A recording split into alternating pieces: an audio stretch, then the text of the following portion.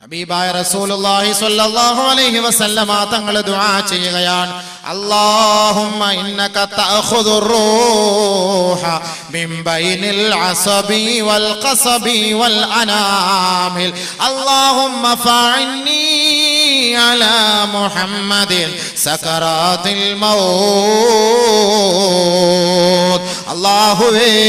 അല്ലാഹുവേ നീ റൂഹ് പിടിക്കുന്നത് മജ്ജയുള്ള മാംസത്തിന്റെയും നാഡീ ഞരമ്പുകളുടെയും വിരലുകളുടെ അഗ്രങ്ങളിൽ നിന്നുമാണല്ലോ.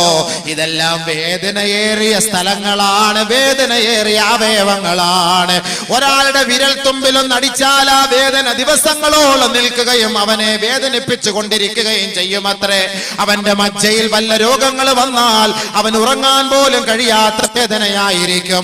ഞരമ്പിനെന്തെങ്കിലും പ്രശ്നം സംഭവിച്ചു പോയാൽ 5000 കിലോമീറ്ററുകളോളം നമ്മുടെ ശരീരത്തിനകത്ത് ചുറ്റിയിരിക്കുന്ന ഞരമ്പുകളുണ്ടല്ലോ, നാഡീ ഞരമ്പുകളുണ്ടല്ലോ. ആ ഞരമ്പുകൾക്ക് വല്ല ക്ഷതം സംഭവിച്ചാൽ ശരീരത്തിന്റെ നിലപാട് തന്നെ മാറിപ്പോകുമത്രേ. അതിന്റെ താളം തന്നെ തെറ്റിപ്പോവുകയും ഉറങ്ങാനും നടക്കാനും കഴിയാത്ത അവസ്ഥയിലായി പോകും. ശരീരത്തിന്റെ ഏതെങ്കിലും ഭാഗങ്ങളിൽ ഞരമ്പുകൾ ഒരുമിച്ച് കൂടിയിരുന്ന് വെരിക്കോസ് വെയിൻ എന്ന് പറയുന്ന ഒരു രോഗം നമ്മളെ അലട്ടിയാൽ നടക്കാനോ കിടക്കാനോ കഴിയാത്ത അവസ്ഥയായിരിക്കും അവർ നേരിടുക. അത്രത്തോളം ഞരമ്പുകളെ കൊണ്ട് അള്ളാഹു നമ്മെ പരീക്ഷിക്കുന്നുവെങ്കിൽ ആ ഞരമ്പുകളിൽ നിന്നാണ് റൂഹിനെ പിടിക്കുക.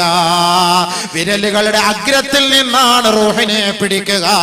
മജ്ജയുള്ള മാംസത്തിൽ നിന്നാണ് റൂഹിനെ പിടിക്കുക. അല്ലാഹുവിന്റെ റസൂൽ ദുആ ചെയ്യുകയാണ്, അല്ലാഹുമ്മ ഫഅന്നി അലാ മുഹമ്മദിൻ. അല്ലാഹുവേ ഈ മുഹമ്മദിന്റെ മേൽ സക്കറാത്ത് ഹാല് എളുപ്പമാക്കണമേ, ഈ മുഹമ്മദിനെ സഹായിക്കണമേ.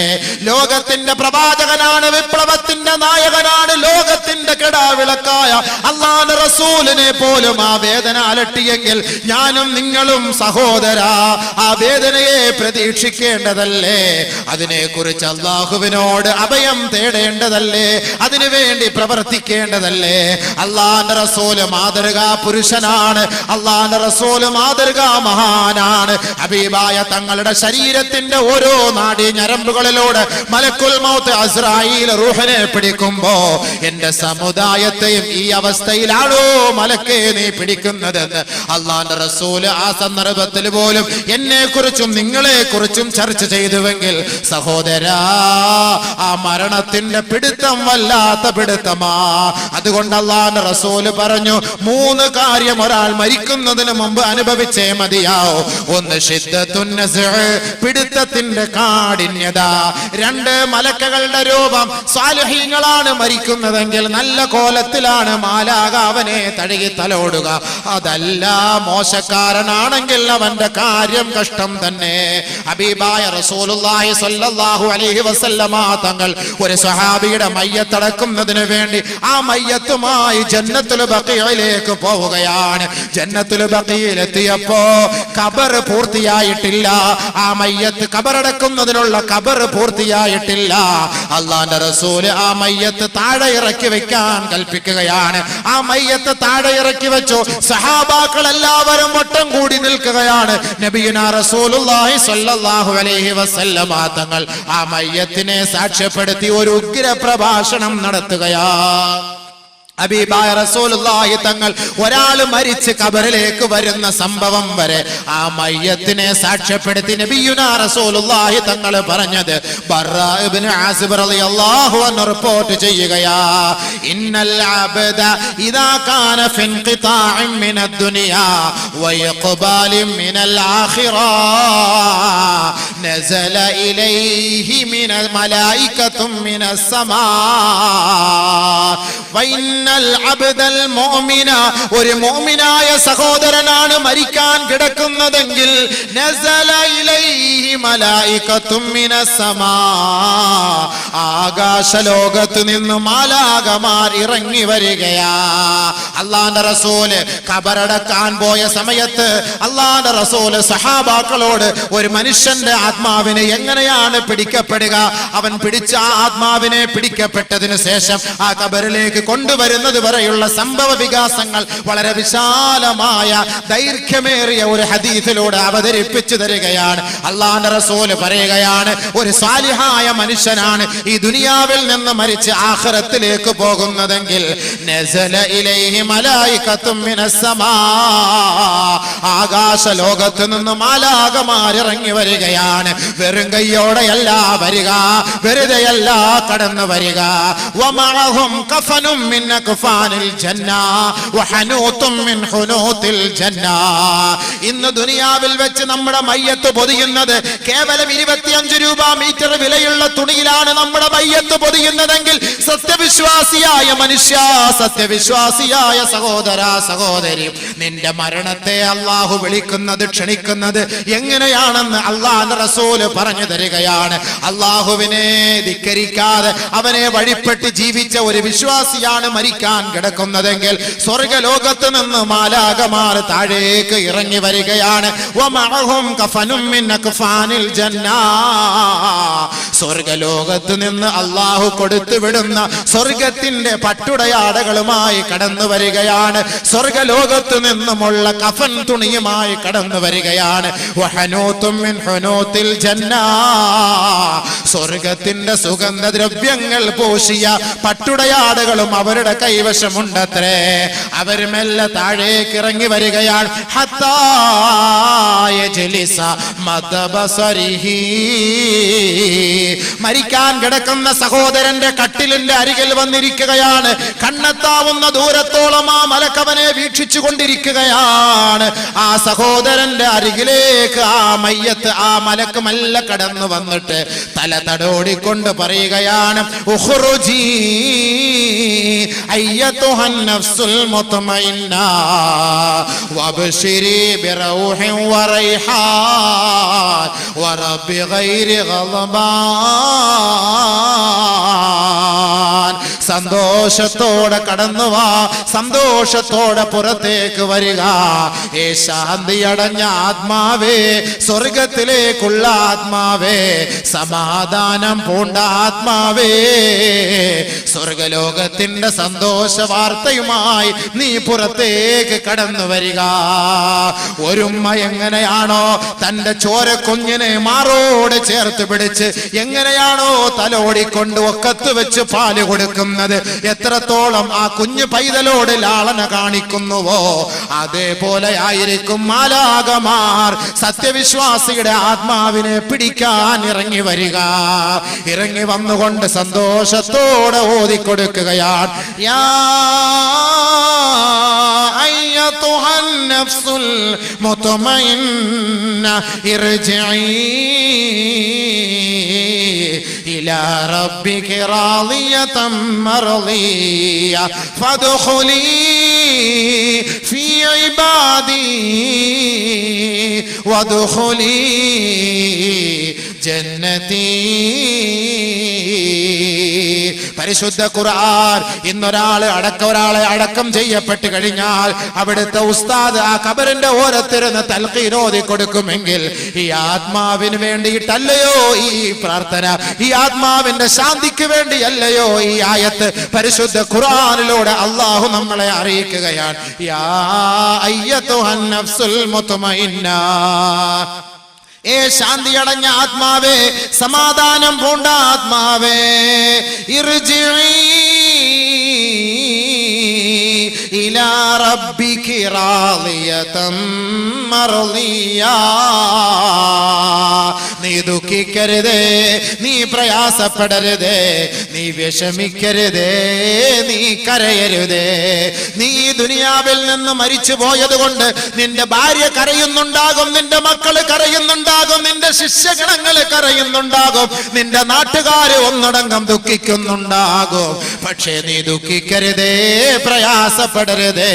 നീ എന്നിലേക്കാണ് വരുന്നത്, സാലിഹീങ്ങളായ എന്റെ ദാസന്മാരുടെ സമൂഹത്തിലേക്കാണ് നീ കടന്നു വരിക. ഒറ്റപ്പെട്ട ജീവിതമല്ല നിന്നെ പ്രതീക്ഷിച്ചിരിക്കുന്നത്, ഒരു വൻ സംഘം തന്നെ നിന്നെ പ്രതീക്ഷിക്കുന്നുണ്ട്. ആ ബർസഖിൽ നിന്നെ പ്രതീക്ഷിക്കുകയാ. ഫദ്ഖുലീ ഫീ ഇബാദി വദ്ഖുലീ ജന്നതി. എന്റെ ആത്മാക്കളോട്, എന്റെ ശാന്തിയടഞ്ഞ എന്റെ ദാസന്മാരുടെ ആത്മാവുമായി നീ ചേർന്നു കൊള്ളുക. ആ സ്വർഗലോകത്തിന്റെ പരിമളം ആസ്വദിച്ചതിൽ പ്രവേശിച്ചു കൊള്ളുക.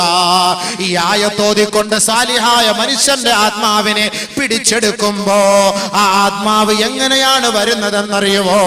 കൂജയിലുള്ള വെള്ളം എങ്ങനെയാണോ ഒഴിച്ചാൽ വളരെ നിസ്സാരമായി ലാഘവത്തോടെ ഒഴുത്തുള്ളികൾ വീഴുന്നത്, ഇതുപോലെയായിരിക്കും സാലിഹീങ്ങളുടെ ആത്മാവിനെ പിടിച്ചെടുക്കുക.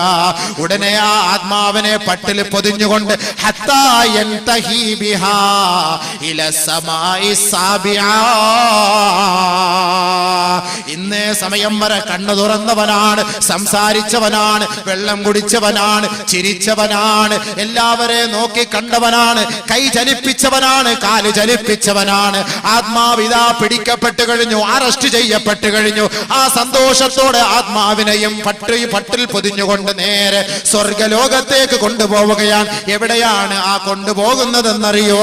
ഇല്ലിയൂനിലാണ് രേഖപ്പെടുത്തുക. എവിടെയാണ് ആ ഇല്ലിയൂൻ? ഹത്താ യൻതഹി ബിഹാ ഇല സമായി സാബിആ.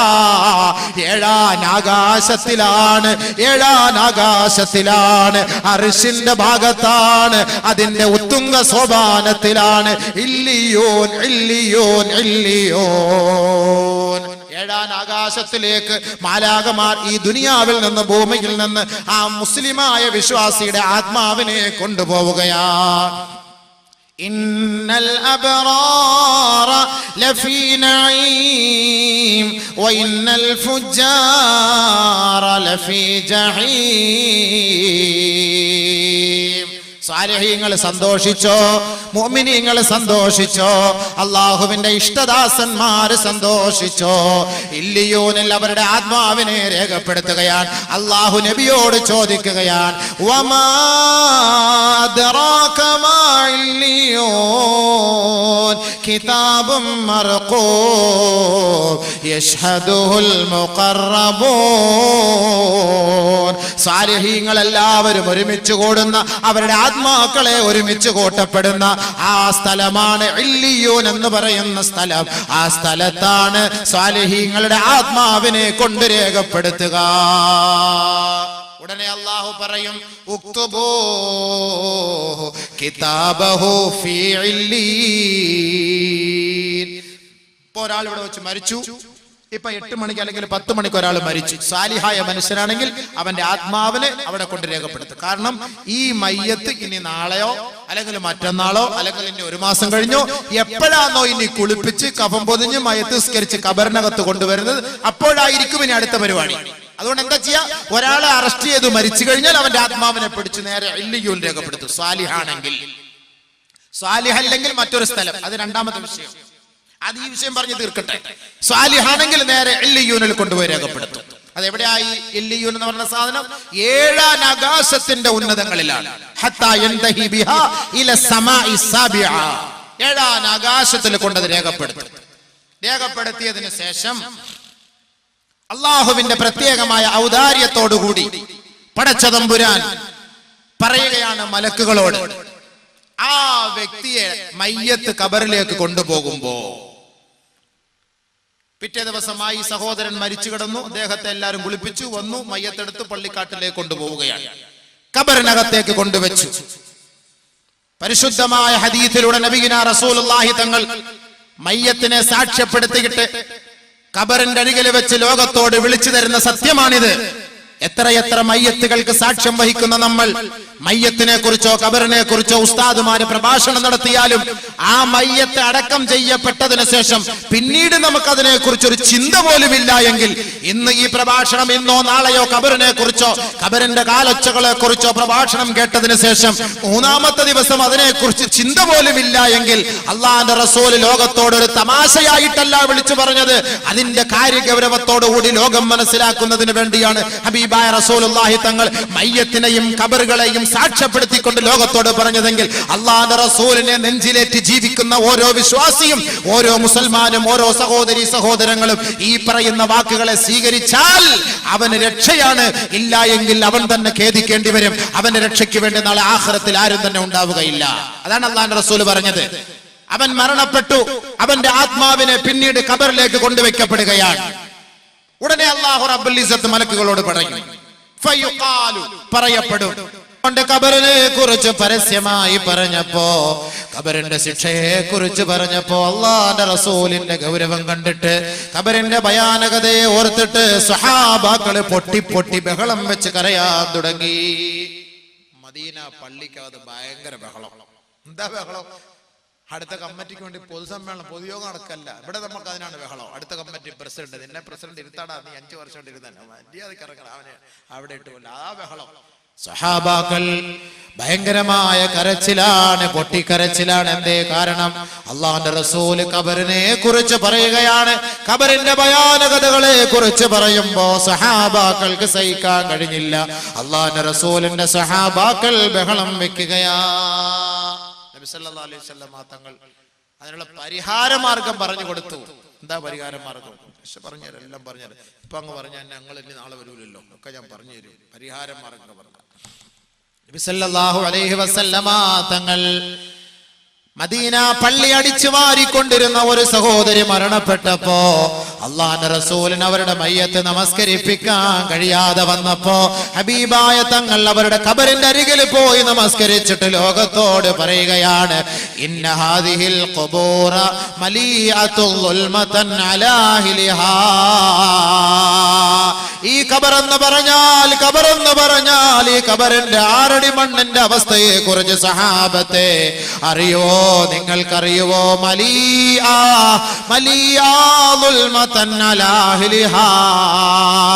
അന്ധകാരം കൊണ്ട് നിറഞ്ഞതാണ്, അന്ധകാരം കൊണ്ട് നിറഞ്ഞതാണ്.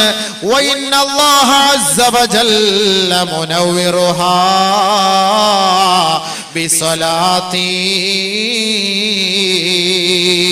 ഈ ഖബറിലേക്ക് ഞാൻ നമസ്കരിച്ചപ്പോ, ഈ സഹോദരിക്ക് വേണ്ടി ഞാൻ നമസ്കരിച്ചപ്പോ, എന്റെ നമസ്കാരത്തിന്റെ ഫലമായി അല്ലാഹു ആ ഖബറിനെ വിശാലപ്പെടുത്തി. സഹാബത്തെ, അല്ലാഹു ആ ഖബറിനെ പ്രകാശപൂരിതമാക്കി. സഹാബത്തെ, ഹബീബായ റസൂലുള്ളാഹി സ്വല്ലല്ലാഹു അലൈഹി വസല്ലമ തങ്ങൾ, അതാണ് സുഹൃത്തെ, ഒരു മയ്യത്ത്, ഒരു ജനാസ നമസ്കാരത്തിൽ പങ്കെടുത്ത് എല്ലാവരും ആ മയ്യത്തടക്കിയിട്ട് മടങ്ങി പോകുമ്പോ സഹാബാക്കളെ വിളിച്ചിട്ട് പറയുകയാണ്, പോകല്ലേ പോകല്ലേ പോകല്ലേ, ഇസ്തഗ്ഫിറൂ ലി അഖീകും വസലൂ ലഹു തസ്ബീഹ് ഫഇന്നഹുൽ ആന യുസ്അൽ.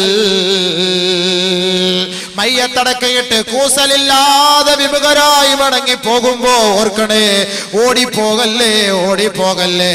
ഇന്നലെ മരിച്ച മയ്യത്തിന്റെ അരികിൽ നേരം വെളുക്കുന്നത് വരെ ഇരിക്കുന്ന സഹോദരാ, പിറ്റേ ദിവസം മയ്യത്ത് വീട്ടിൽ നിന്നെടുക്കുന്നത് വരെ ആ മയ്യത്ത് കട്ടിലിന്റെ അരികിലിരിക്കുന്ന സഹോദരാ, നിങ്ങളുടെ ആരുടെയെങ്കിലും മയ്യത്ത് കൊണ്ട് ഖബറിലേക്ക് അടക്കം ചെയ്യപ്പെട്ടു കഴിഞ്ഞാൽ അതിന്റെ അവകാശികളോ കൂട്ടുകാരോ സുഹൃത്തുക്കളോ അല്പസമയം ആ ഖബറിന്റെ അരികിലിരുന്ന് കുറച്ചൊക്കെ ഒന്ന് ഓതണേ ഓതണേ.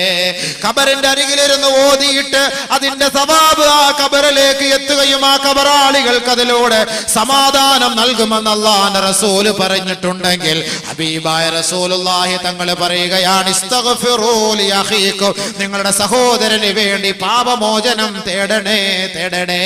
ദുനിയാവിൽ വെച്ച് പാപങ്ങൾ ചെയ്ത സഹോദരനായിരിക്കാം ഈ മരണപ്പെട്ടു പോയത്. ആ സഹോദരന്റെ ആത്മശാന്തിക്ക് വേണ്ടി നിങ്ങൾ പ്രാർത്ഥിക്കണമേ. വസലൂ ലഹു തസ്ബീഹ്. അദ്ദേഹത്തെ ഇപ്പോൾ ചോദ്യം ചെയ്യുകയാണ്, അദ്ദേഹം ചോദ്യം ചെയ്യപ്പെടാൻ പോവുകയാണ്. ദുനിയാ ദുനിയാവിൽ വെച്ച് മൻ റബ്ബുക എന്ന് ചോദിക്കുമ്പോ റബ്ബി അല്ലാഹ്, എന്റെ റബ്ബ് അല്ലാഹുവാണെന്ന് കാണാതെ പഠിച്ചത് കൊണ്ട് ഖബറിനകത്ത് പോയി പറയാൻ കഴിയില്ല സഹോദരാ. ഒരാൾക്ക് കാണാതെ പഠിക്കാൻ കഴിഞ്ഞില്ല. അല്ലാഹുവിനെ ഓർത്തുകൊണ്ടാണ്, അവനെ വിശ്വസിച്ചുകൊണ്ടാണ് ദുനിയാവിൽ ജീവിച്ചതെങ്കിൽ അവൻ ഖബറിലേക്ക് പോയി കഴിഞ്ഞാൽ ആ ചോദ്യത്തിന് അവൻ മറുപടി പറയാൻ സാധിക്കുമത്രേ. അതാണ് അല്ലാഹുവിന്റെ റസൂല് പറഞ്ഞത്, നിങ്ങൾ ഖബറടക്കുമ്പോ ആ ഖബറിന്റെ ഓരത്ത് നിന്നിട്ട് നിങ്ങൾ പറയണേ, അല്ലാഹുമ്മ സബ്ബിതുഹു ഇൻദ സുആൽ, അല്ലാഹുമ്മ ജാഫിൽ ഖബറ അൻ ജൻബി, അല്ലാഹുമ്മ ആമിൻഹു മിൻ കുല്ലിൽ ഫസഅ, അല്ലാഹുമ്മ ഗഫിർ ലഹു വർഹംഹു. അല്ലാഹുവേ, ഈ സഹോദരനോട് നീ ചോദിക്കുമ്പോ ആ ചോദ്യത്തിനുള്ള ഉത്തരം നൽകാനുള്ള സൗഭാഗ്യം, ചങ്കൂറ്റവും ധൈര്യവും സ്ഥൈര്യവും നീ നൽകണേ അല്ലാ. പടച്ചവനെ, ഈ ഖബറിനെ നീ അദ്ദേഹത്തിന്റെ മേല് ഞെരിക്കല്ല അല്ലാ. ഈ ഖബറിനെ നീ അദ്ദേഹത്തിന് വേണ്ടി വിശാലപ്പെടുത്തണേ അല്ലാ.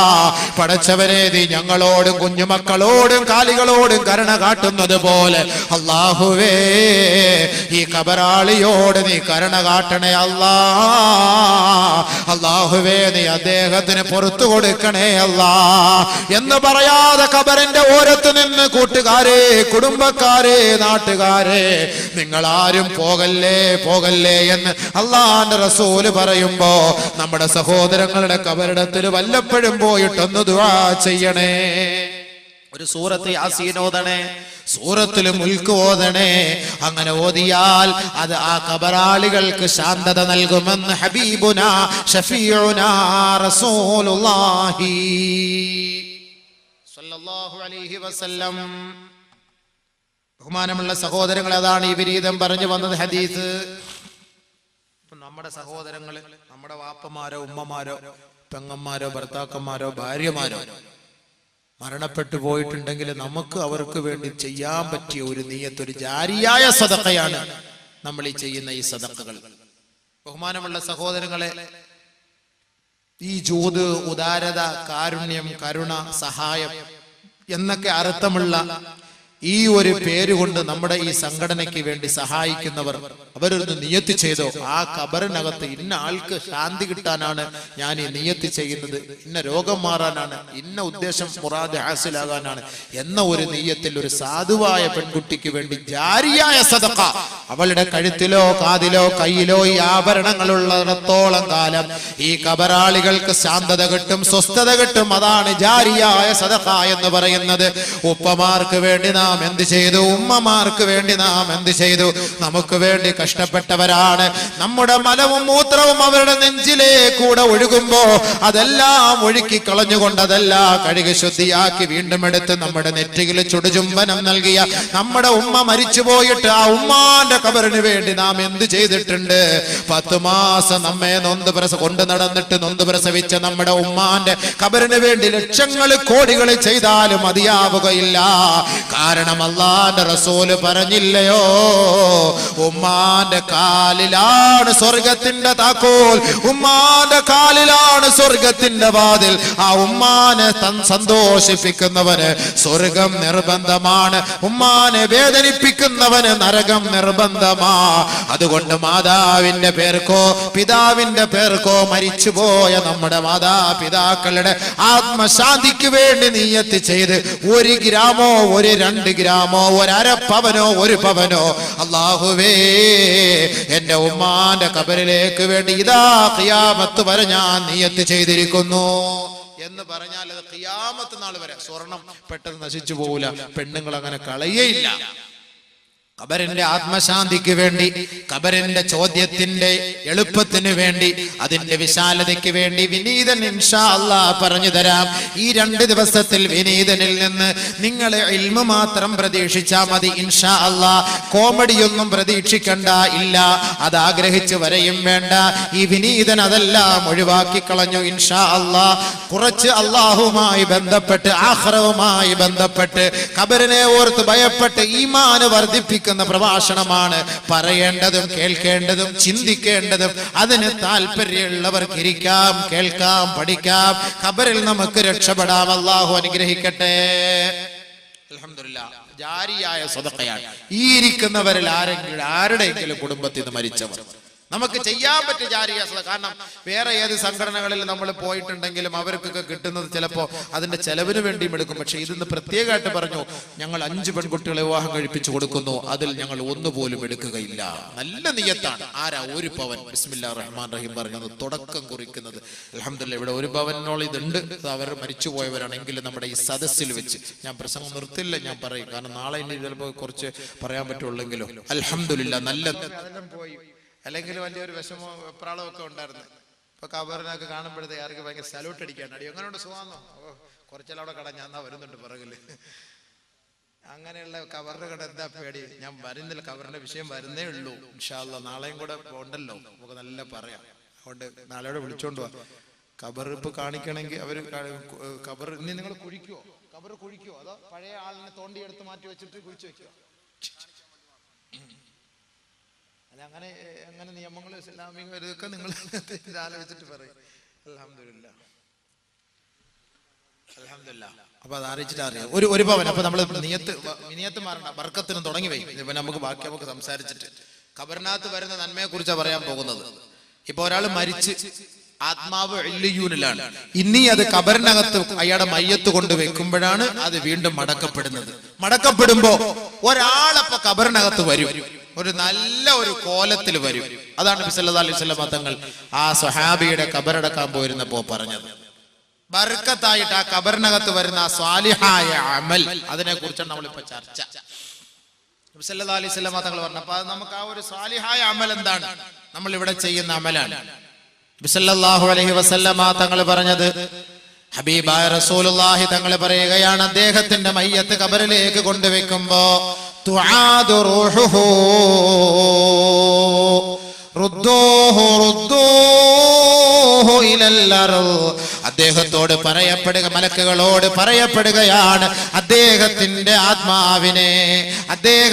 ആത്മാവിനെ മണ്ണിലേക്ക് കൊണ്ടുവെക്കുക, ആ ആത്മാവിനെ ആ ശരീരത്തിലേക്ക് മടക്കി കൊടുക്കുക.